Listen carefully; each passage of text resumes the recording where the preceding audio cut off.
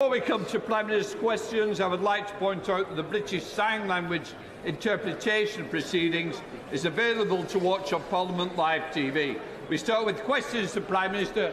Cat Smith. Question number 1, Mr. Speaker. Prime Minister.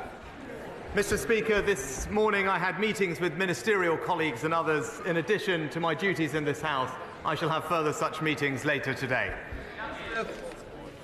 There are no NHS dentists taking on patients in Lancaster and Fleetwood, and for those constituents of mine lucky enough to have one, they're waiting months for an appointment. So can I ask the Prime Minister how long he had to wait for his last NHS dentist appointment? Prime Minister. Well, Mr. Speaker, as a result of the new reformed NHS dentistry contract, there are now more NHS dentists across the UK with more funding, making sure people can get the treatment they need. But, Mr. Speaker, let me answer the lady directly. I am registered with an NHS GP. I have used independent healthcare in the past. I'll answer her question.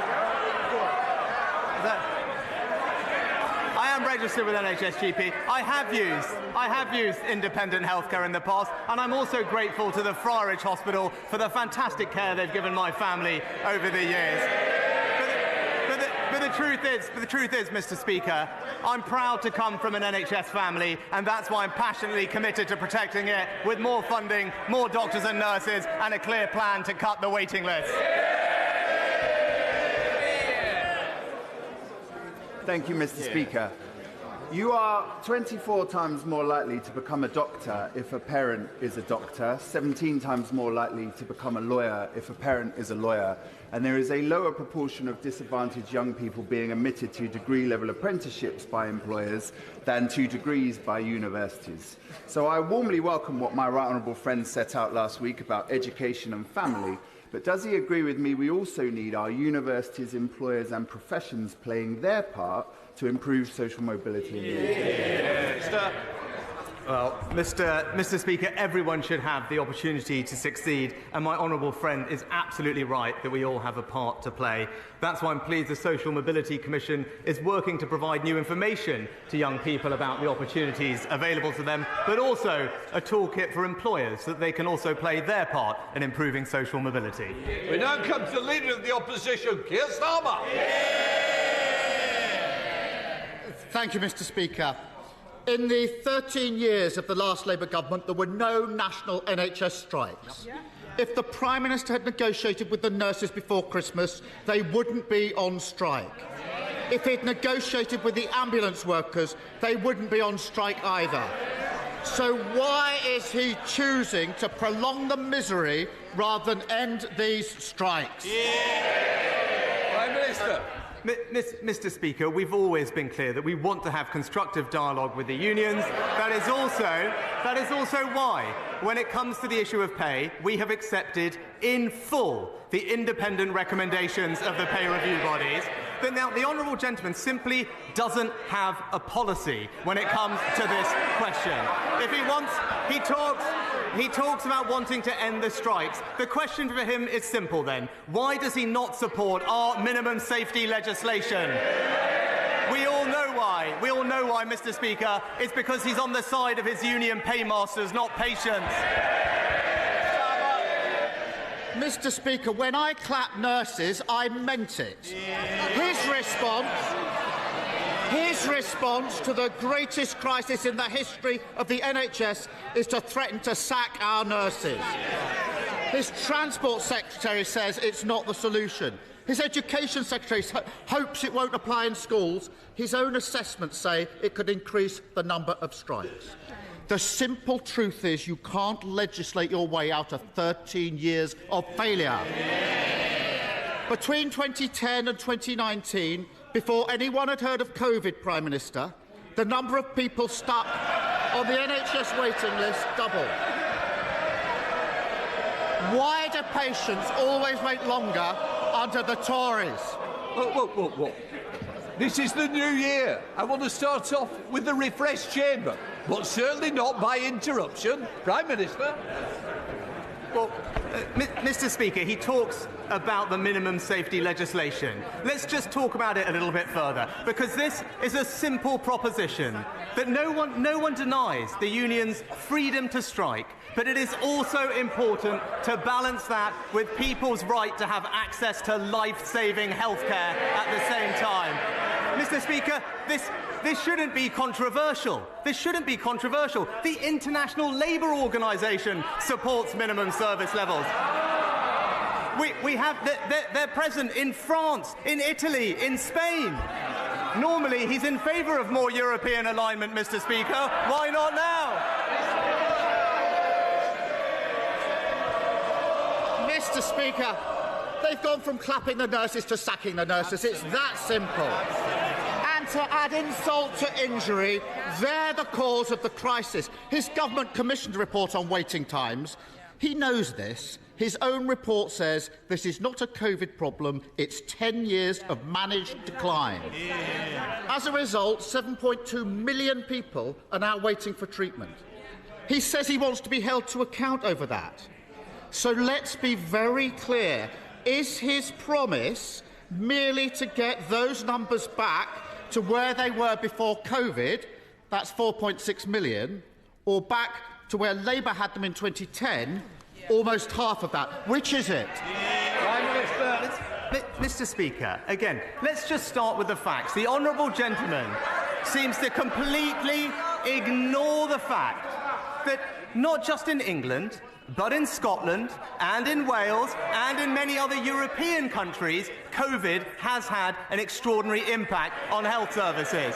Now we have a very clear plan to bring the waiting list down, and it's one that the NHS supports. But I tell you what the NHS doesn't need. What they don't need is Labour's idea. What they don't need is Labour's only idea, which is for another completely disruptive, top-down, unfunded reorganisation buying out every single GP contract. Now, these aren't my words, Mr. Speaker. The CEO of the Nuffield Trust said it will cost a fortune and it's out of date, just like the Labour Party. Mr. Speaker, so he can't tell us how much he'll reduce waiting lists by or when. So much for accountability that he wants. As ever with this Prime Minister, you scratch the surface and you find there is nothing there. Last month, 1.4 million people waited more than 4 weeks for a GP appointment. When Labour left government, you were guaranteed an appointment in 2 days. When does the Prime Minister expect to get back to that? Well, Mr. Speaker, when it comes to waiting lists, we've already eliminated 2-year wait lists, done last year. We're on track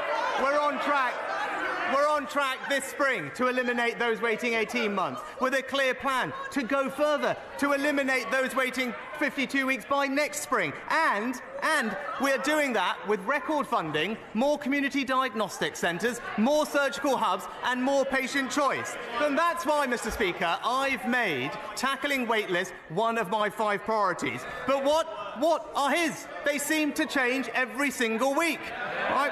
That first, he was against NHS outsourcing. Now, he's apparently in favour of it. He's inconsistent, unprincipled, and in hock to his union. I wonder if Order. Can I just remind the Prime Minister, it's Prime Minister's questions, not opposition questions. Keir Starmer. Thank you, Mr. Speaker. I heard the Prime Minister saying he's now registered with an NHS doctor, so he'll soon enjoy the experience of waiting on hold every morning at 8 a.m. to get a GP appointment. But I can tell him that those that are waiting now don't want another round of empty promises or boasting about what he's done. They just want to know when they'll be able to see a doctor. And this is not just about routine care. There could be nothing more terrifying than being told you might have cancer. That's why the last Labour government brought in a guarantee you'd been seen by a specialist within 2 weeks. Today, 50,000 people are waiting longer than that. 50,000. And everyone in this House will appreciate the anxiety that they're feeling. So when will cancer patients once again get the certainty of quick care that they got under Labour. Mr. Speaker, why is there a challenge with cancer times right now? I tell you, again, it's just... I just absolutely no understanding of the situation, Mr. Speaker. What happened to cancer referrals during COVID?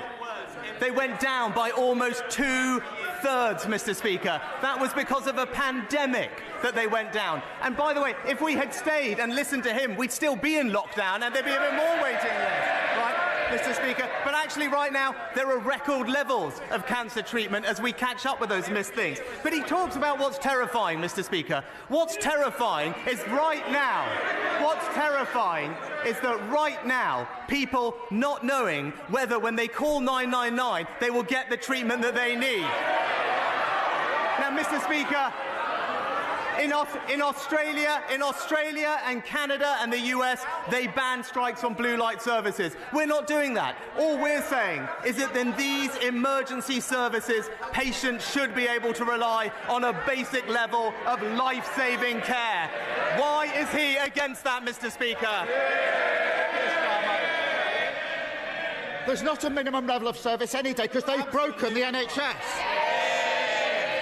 And he's not promising that people will get to see a doctor in a few days like they did under Labour. He's not promising that cancer patients would get urgent treatment as they did under Labour. He's not even promising an NHS that puts patients first like it did under Labour. No, he's promising that one day, although we can't say when, their record high waiting list will stop growing. And that's it. After 13 years in government, what does it say? That the best they can offer is that at some point they might stop making things worse. Well, Mr. Speaker, when it comes to the NHS, it's crystal clear. The Conservatives on the side of patients, Labour on the side of their union paymasters. Mr. Speaker, I've laid out my priorities for the country. Waiting lists down, inflation down, debt down, growth up, and the boat's stopped, Mr. Speaker. All he does is flip from one thing to another, and that's the difference between him and me. He's focused on petty politics. I'm delivering for Britain.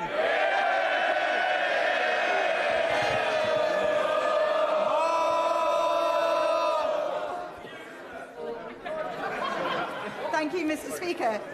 On behalf of my constituents in Truro and Falmouth, actually, I would like to thank all of the health and social care professions in Cornwall for all of the hard work they're doing in a particularly difficult winter. In Cornwall, we don't get any respite in the summer because everybody comes to Cornwall for their holidays, which is brilliant. So there is no respite in the summer or the winter for our health and social care professionals. And in addition to that, Mr. Speaker, when we're trying to recruit people into social care, which is a vocation,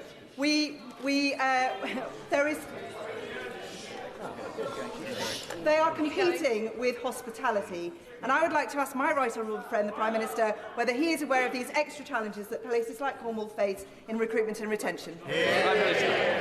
Well, my honourable friend is absolutely right to shine a spotlight, and I share with her and be incredibly proud of all our social care workers for the commitment that they have to their profession. And that's why many of them will benefit this spring from an almost 10% increase in the national living wage, putting an extra £1,600 in their pay slips. But also, we want to make sure that they feel valued with professional development, training and career progression, and the £500 million investment we're putting into the social care workforce will do exactly that for hers and other workers. We now come to the Leader of the SNP, Stephen Flynn. Mr. Speaker, the longest and deepest recession in the entire G7. Brexit, 13 years of Tory rule.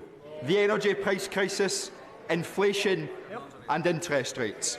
If the people of Scotland are to do the math, as the Prime Minister so hopes, will they not come to the conclusion that this union simply doesn't add up? Well, I'm pleased the honourable gentleman brought up energy, and he's right to do that, because energy, and when it comes to the economy, is incredibly important to Scotland's energy, and actually Scotland will play a fantastic part in helping us transition to net zero. But What we do now know is that the Scottish Government don't want to support Scottish energy industry and the 200,000 jobs that it produces. I'm keen to work with the Scottish Government to support the North Sea because it's something that we're all very proud of in the United Kingdom. But Mr. Speaker, if he wants to talk about the fact that Scotland is energy rich but fuel poor on Westminster's watch, I am more than happy to do so. But for today, let's reflect upon numbers, and in particular those numbers which were shone a light on by Sam Coates of Sky, in particular those in relation to the Prime Minister's favourite potential successor, which showed that over the course of 4 months, from 4 speeches, he raked in excess of £1 million. Does the Prime Minister not find it utterly perverse that senior members of the Conservative Party are feathering their nest in this way, whilst at the same time seeking to deny working people the opportunity to strike for fair pay? Well, Mr. Speaker, I don't think we need to talk about our predecessors, but I remember.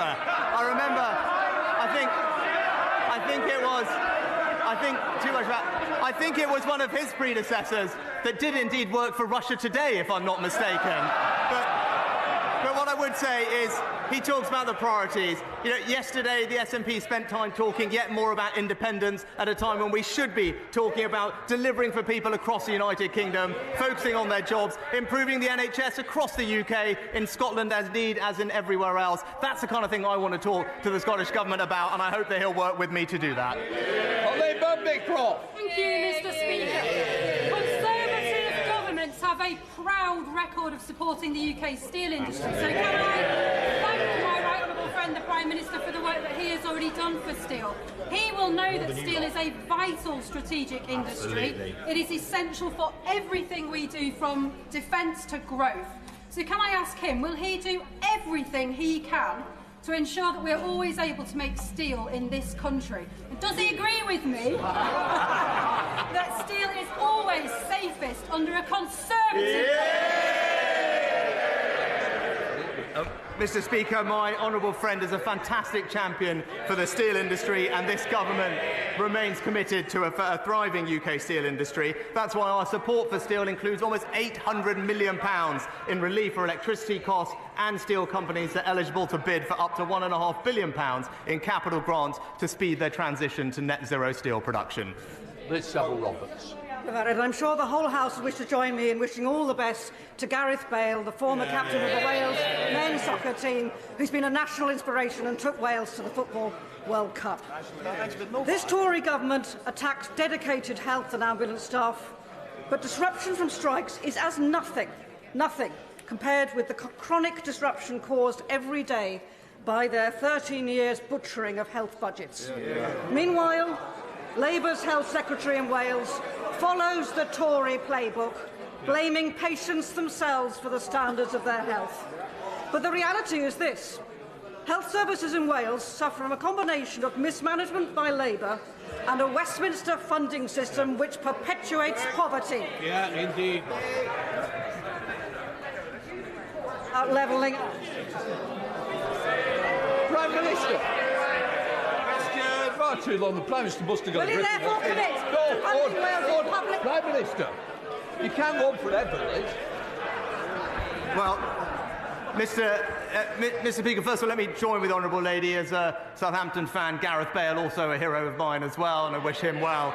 But when it comes to funding Wales, it's as a result of the funding from Barnet that the Welsh Government receives around significantly more funding than the NHS in England, but also £1.2 billion of extra funding as a result of the autumn statement. And what I said to the Leader of the Opposition, this isn't about actually political point scoring. The NHS is under pressure in Wales, as it is in Scotland and in England, in large part because of the impact of a global pandemic, and she would do well to recognise that. David Goodwin. Thank you, Mr. Speaker. Mr. Speaker, unlike parties opposite, including the Scottish National Party and even the member for Aberdeen South, I know my right honourable friend supports or recognises the critical role that oil and gas companies and their employees critically have in not only providing energy security but also the delivery of the energy transition to net zero. Can he therefore confirm that this government's or can confirm this government's ongoing commitment to expanding on our carbon capture utilisation and storage capacity, including the Acorn project in St Fergus in my constituency, and can he provide an update on the Track 2 sequencing? Prime Minister. Mr Speaker, my honourable friend is a fantastic champion and campaigner for this project. We will invest up to £1 billion to establish carbon capture and storage in 4 industrial clusters by 2030. We very much recognise the benefits of the Scottish cluster and the role it could play in decarbonisation, and we're progressing our track through and will set out further details in due course. Davis Jones. Mr Speaker, the Times recently reported that schools across the UK are in crisis as the effects of online influencer Andrew Tate's vile misogyny infiltrates our classrooms and society. Teachers are now having to develop their own resources to re-educate boys who are being brainwashed online by his deeply toxic messaging. The Prime Minister has been too slow to recognise this damage this is causing. What has he done? What is his government doing to tackle this misogyny, this incel culture and the radicalisation of young men in this country? And will he commit to giving teachers the resources that they need to address this problem head-on? Mr Speaker, with regard to funding, we announced in the autumn statement £2 billion of extra funding for our schools. But I'm also proud that this government has introduced the world-leading, world-first online safety bill, which specifically improves protections for children and puts very strict obligations and penalties on tech companies for enforcing them. Thank you, Mr Speaker. The Building a Brighter Future project at Torbay Hospital will be the biggest single investment in South Devon's healthcare services since the NHS was founded in 1948. Can you assure me the government's commitment to it remains unchanged? My honourable friend is a fantastic champion for his local hospital and his constituents. I'm pleased to say that the new hospital scheme for Torbay is part of our plan to deliver dozens more hospitals by 2030. We will remain committed to the delivery of that new hospital, and I'm pleased that his trust are talking to the new hospital programme team about how to progress those plans. Alex Cunningham. Thank you very much, Mr Speaker. Taxpayers are set to lose tens of millions of pounds after the transfer of valuable public assets to 2 Teesside businessmen, all without a full and transparent procurement process. And a relative of one of those people is now benefiting from millions of pounds worth of scrap from the same Teesworks site. Will the Prime Minister launch an inquiry into these crony contracts? And whilst he's at it, tell his Environment Secretary to get serious about the environmental disaster of the Teesside coast, which is linked to the site. Prime Minister. Well, Mr Speaker, as the honourable gentleman will already be aware, DEFRA already carried out a comprehensive, evidence-led investigation, considered everything robustly and concluded that natural causes was most likely responsible for some of the things that we saw. But we recognise people want a thorough investigation of this issue, and DEFRA have confirmed that an independent panel will be set up to report quickly. Philip Davies. Thank you, Mr Speaker. Labour-controlled Bradford Council continually neglect the needs of Bingley and other parts of my constituency as they pour all of their money into their inner-city heartlands. Therefore, my constituents look to the government in order to put right their failings. That's why the Levelling Up Fund is so important. So, will the Prime Minister insist that the Levelling Up Fund for Bingley, which has been submitted, which will also unlock many millions of pounds of private sector investment, will he insist that that bid is successful when the announcement's made in the near future? What about mine? Well, Mr Speaker, unlike the Labour Council, my honourable friend is a fantastic champion for his constituents in Bingley. As I have told him previously, I can't comment on individual bids, but I wish him every success and will be following with close interest how it proceeds. Caroline Harris. Caroline Harris. Thank you, Mr Speaker. Does the Prime Minister believe that over 40,000 interactions by either social media, email or letter regarding the poor customer service and working conditions at the delivery company Every warrants an investigation by the relevant government department? His ministers in Bays think not. But I'm sure the Prime Minister would want the general public to believe that he at least is interested enough in this problem to take action. Prime Minister. Well, Mr Speaker, I am aware that other government ministers have looked into this issue and are currently considering the matter at hand, and I'd be happy to write to her when we learn more about the situation. The Bruce. Speaker, does the Prime Minister agree that the right way to secure the best future for the British people is to deliver on the people's priorities and secure a strong economy? Yeah.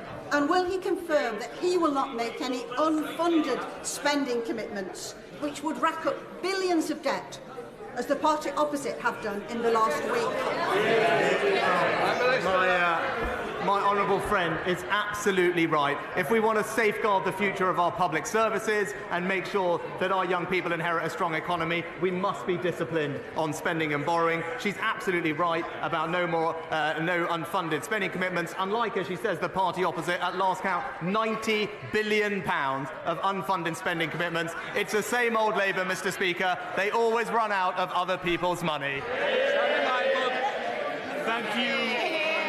Thank you, Mr. Speaker. Less than half of Wakefield's children managed to see an NHS dentist last year. My constituent, Mr. Fakazai's 6-year-old daughter, has never seen an NHS dentist. She has 10 teeth, which are black with decay, and is often crying with pain. Her father feels helpless. He's called every dentist in Wakefield for a place, but hasn't managed to secure one. Over 25% of 5-year-olds in Wakefield already have visible tooth decay. So when will the Prime Minister stop dithering and take action to address our national dental emergency? Prime Minister. Well, Mr. Speaker, I'm very sorry to hear about the case raised by the honourable gentleman. I'm happy to look into that specific one more closely. But as I said in answer to an earlier question, we have recently reformed the NHS dentistry contract, hundreds of millions of pounds of more funding and more dentists, which should make a difference around the country. But I'll write to him on the specific case. Liz Ross. Scotland's oil and gas industry supports 90,000 Scottish jobs, but yesterday Nicola Sturgeon's SNP government published plans calling for as fast as possible shutdown of the industry and an end to new exploration. These plans are naive and reckless and were previously described by the SNP leader in this House as crazy. So will the Prime Minister reaffirm his support for Scotland's oil and gas workers and the future of our industry? Prime Minister. Mr. Speaker, honourable friend is absolutely right. We know that we will have to rely on hydrocarbons for decades to come as we transition to net zero. And consuming oil and gas from the North Sea means less than half the carbon footprint of importing that same oil and gas, which obviously makes sense to do it here and in the process support tens of thousands of jobs in Scotland. So I can reassure him that the Scottish oil and gas industry has this government's wholehearted support. Thank you, Mr. Speaker.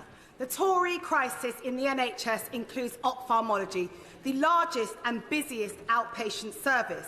There are more than 650,000 people waiting to see an eye care specialist. Will the Prime Minister back my bill calling for a national eye health strategy that would ensure that nobody waiting to see a specialist will go without and potentially lead to a complete loss of sight? Prime Minister. Can I thank the honourable lady for her campaigning in this area, and we are taking action to improve things. Over the past 5 years, the National Institute for Health and Care Research has invested more than £100 million to support research into eye conditions. But I know that there's more we can do, and my honourable friend, the Minister, I believe, is sitting down to talk to the honourable lady in due course, and I look forward to hearing about those comments. Duncan Smith. Speaker, today I and others met with Sebastian Lai, the son of Jimmy Lai, who languishes in prison, the ex-owner of Apple Daily. I remind my right honourable friend that he is a British citizen and a British passport holder, and he now faces a trial at the end of the year in which he can be incarcerated under the new national security laws for life. For what? For publishing truth to power. Will my right honourable friend please now direct the rest of his government, particularly the Foreign Office, now to warn the Chinese government, if they persist with this, he, and alongside the Americans who have already done this, will threaten that the use of common law in Hong Kong will be taken away. Well, Mr. Speaker, my right honourable friend speaks with authority on these issues, and I thank him for his continued engagement on this critical issue. He knows the actions we have already taken with regard to Hong Kong, not least providing refuge for hundreds of thousands of people here, and being robust in standing up to what we believe to be Chinese aggression and indeed an undermining of the settlement that we fought so hard to achieve. He has my absolute assurance I will continue to remain engaged and robust on this, and I look forward to sitting down with him to discuss this particular issue in more detail as soon as possible. Thank you, Mr. Speaker. Half of British women and a fifth of men have been sexually harassed at work or a place of study. The government's own figures show that 41 of those said their perpetrators faced no consequences. Thanks to cross-party and government support, my private member's bill, which has now passed committee stage, will bring about a culture change to protect workers from harassment and sexual harassment, both from fellow employees and third-party individuals. Will the Prime Minister join me in celebrating the cross-party work on this important change in the law, and by personally supporting its aims and objectives and ensuring its safe continued passage through this Parliament? Prime Minister. Can I thank the Honourable Lady for her important work on this issue? And sexual harassment has absolutely no place in the workplace, and everyone should be able to feel safe at work. Now, of course, we need to make sure that legislation doesn't have unintended consequences, but I know she is meeting with my right honourable friend, the Minister for Women and Equalities, to discuss her bill further, and I look forward to hearing her progress on that meeting. Matt Hancock. Thank you very much, Mr. Speaker.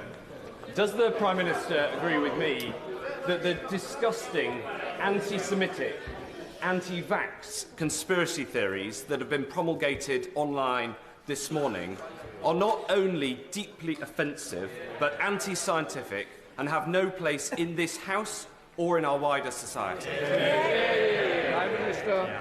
Well, can I join with my right honourable friend in completely condemning those types of comments that we saw this morning in the strongest possible terms? Obviously, it is utterly unacceptable to make linkages and use language like that, and I'm determined that the scourge of anti-Semitism is eradicated. It has absolutely no place in our society, and I know that the previous few years have been challenging for the Jewish community, and I never want them to experience anything like that ever again.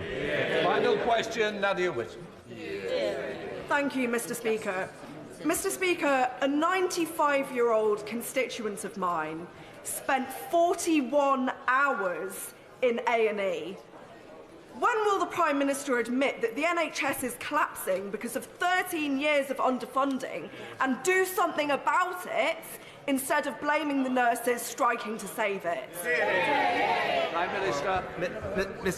Mr. Speaker, first of all, I'm very sorry to hear about the experience of the elderly constituent that the Honourable Lady raised, and my sympathies go out to her. But this is not about blaming anybody. This is about recognising that the NHS, whether in Scotland, whether in Wales, where it is run by the Labour Party, whether here in England, is facing pressure as we recover from a pandemic. The right thing to do is to have a clear plan in place to work with doctors and nurses to ease that pressure. That's what we're focused on doing, and that's what our plans will deliver. Right, that completes Prime Minister's questions. We'll just let the chamber clear.